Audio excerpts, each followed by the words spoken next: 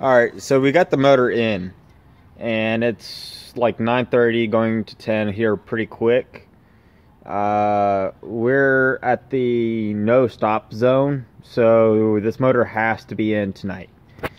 And we have to get the motor mounts in.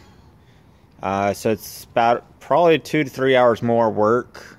We had to disassemble more things to get this to fit.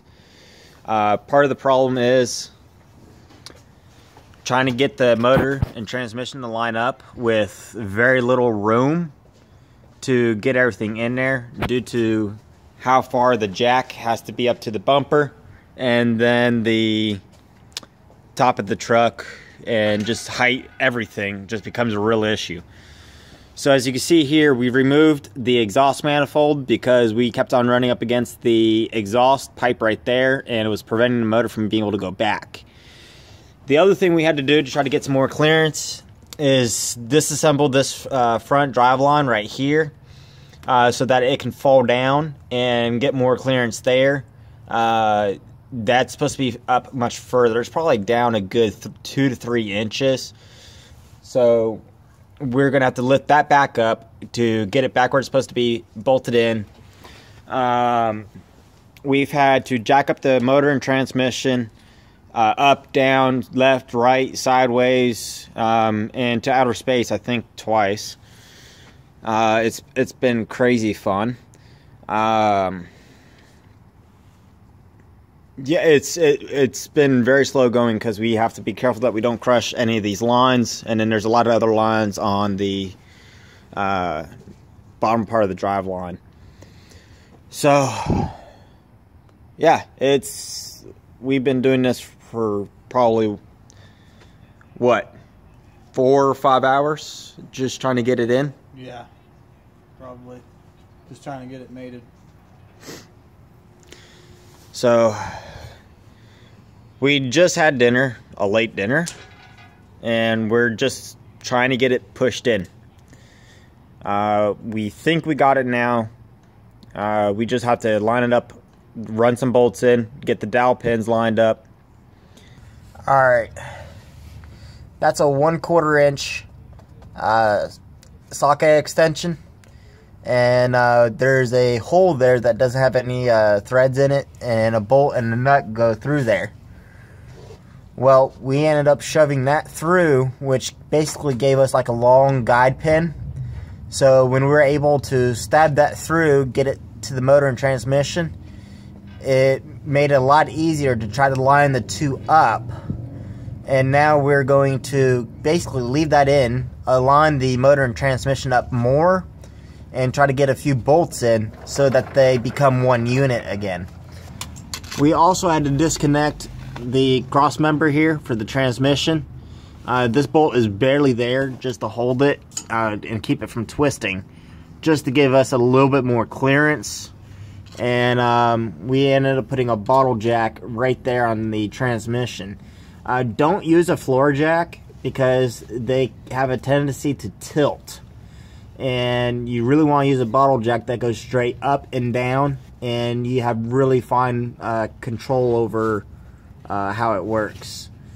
And that's basically all that's here underneath the truck, but everything's really tight. As you can see, Justin's trying to get some stuff up in there. It's just really tight fit. Alright, well, we're going to get back at it and hopefully get this bolted up tonight. It's 11:30 at night. How fun is it working at cars this late? It's a blast. Let me tell you. You should quit your day job now. Oh shit. Okay, so the motor's finally mated. We ended up having to do a little bit more than what we were hoping to. Part of that's because this truck, the motor really sits back into it, as we saw before. So as you can see, we actually had to remove the whole bumper assembly, the lights, basically. We basically removed the entire front clip except the piece you're sitting on right now. And that was so that we could gain enough access for the hoist to come forward just enough so that we could swing the motor in. Yeah, it sits really far back there. Like measured in feet, not inches. Yeah, you can say that again. It took a lot of time. Well, from the last video to now, we've been just literally lifting up and down on the motor and transmission, just trying to get the right combination.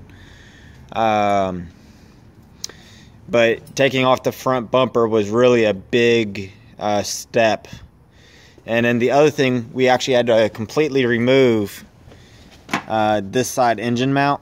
It's kind of hard to see right there, but the engine mount's sitting right there, so we gotta pop that back in, bolt that on along with the front drive line, because the front drive shaft is literally just sitting in there. There's nothing holding it right now except the actual drive shafts, but that would be fine. It's not like we're driving anywhere with it.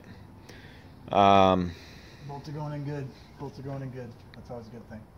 Yeah, okay, so oh, another quick tip.